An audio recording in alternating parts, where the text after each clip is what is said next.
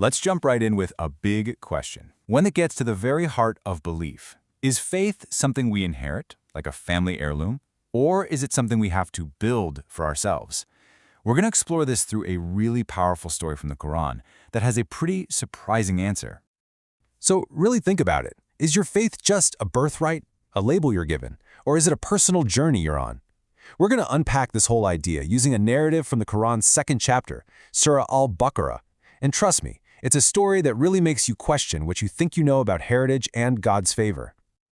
Okay, so our story kicks off by addressing the children of Israel. Now, these are the descendants of Jacob, and they hold a really important place in all of the Abrahamic traditions. The text starts by reminding them of this special status they once had. But here's the twist. This isn't a story about guaranteed privilege. Nope. It's actually the setup for a much bigger, much more powerful lesson. At first glance, this sounds like an ironclad promise, right? A divine favor that's just passed down from one generation to the next. But then, bam, the narrative takes a really sharp turn. It drops a warning that just completely shatters any idea that salvation can be inherited. And here is the central tension, laid out perfectly. On one hand, you have this claim of a special legacy, preference over the world's, but on the other hand, you have the sobering reality of a day of judgment where none of that matters. A day when, as it says, no soul will avail another. This contrast sets up the big question for us. If your family tree isn't enough to save you, then what is? To get the answer, we have to look to the story of Abraham.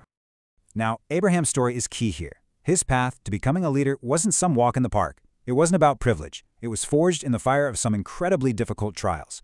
He wasn't just given his status. He had to earn it every step of the way. And we're not talking about simple tests here. These were absolutely soul-wrenching trials.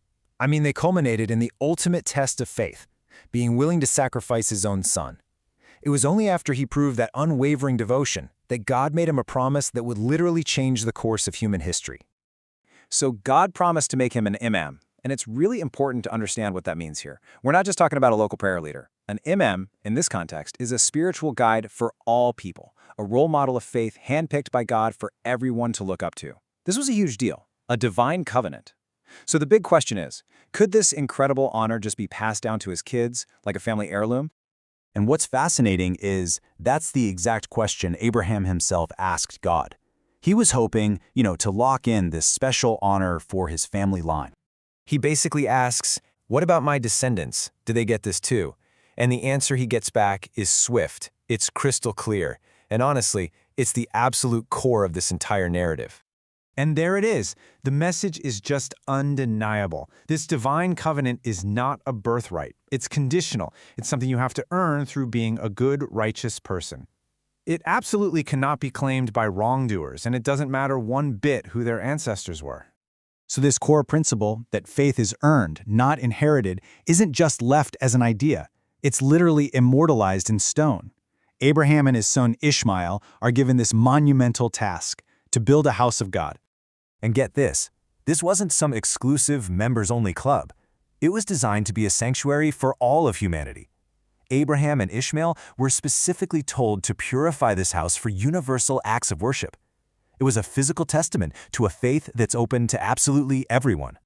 And look at the focus here. It's all about action, circling the house, retreating there for worship, bowing, prostrating. These are things anyone can do, right? They're universal acts of devotion, open to people from any and every walk of life. The house itself becomes this incredible symbol that your faith is defined by what you do, not by who your parents were. And this theme gets even louder in the prayer they make while they're building it. So, as Abraham and Ishmael are literally raising the physical foundations of this sacred house, they're also laying down the spiritual foundations for a whole new kind of community. A community that's really built on a conversation with God, on prayer. Their prayer starts simply with a plea. Our Lord, accept this from us. But think about what they asked for next. They didn't ask for wealth or power or fame. What they prayed for was a legacy of faith. And if you look closely at their prayer, this one theme just keeps popping up: submission. They pray, make us submitters to you. And then they pray for their descendants to be a nation submitting to you. They ask for the how-to, show us our rites of worship. They ask for forgiveness, and so importantly, they ask for a future messenger to come from among them to keep that guidance going. So at the end of the day, the legacy they wanted wasn't about status, it was about creating a continuous chain of guided submission to God. Okay, so let's just recap for a second. We started with that warning to the children of Israel. Then we saw the intense trials of Abraham. Then the building of a universal house of God. And finally, that heartfelt prayer. Every single piece of this narrative has been building up to one single powerful point. That legacy of submission that Abraham prayed for, well, that is the literal definition of the Arabic word Islam. And this isn't just some neat linguistic coincidence. It goes right back to the very first command that kicked off Abraham's whole spiritual journey. Think about it. After everything he went through, all the tests, all the trials, it all boils down to this one simple, profound command from God: submit. That single word is the absolute bedrock of Abraham's faith. And his response? I have submitted. That's it. That's the answer to the question we started with. The true religion of Abraham isn't something you inherit. It's a conscious choice, a personal, active submission to God. It's a faith you have to build, not one you're just born into. And this really pushes back against the idea of faith being just a cultural label. Instead, it frames it as a deeply personal, active commitment. And the story leaves us with this final question to think about.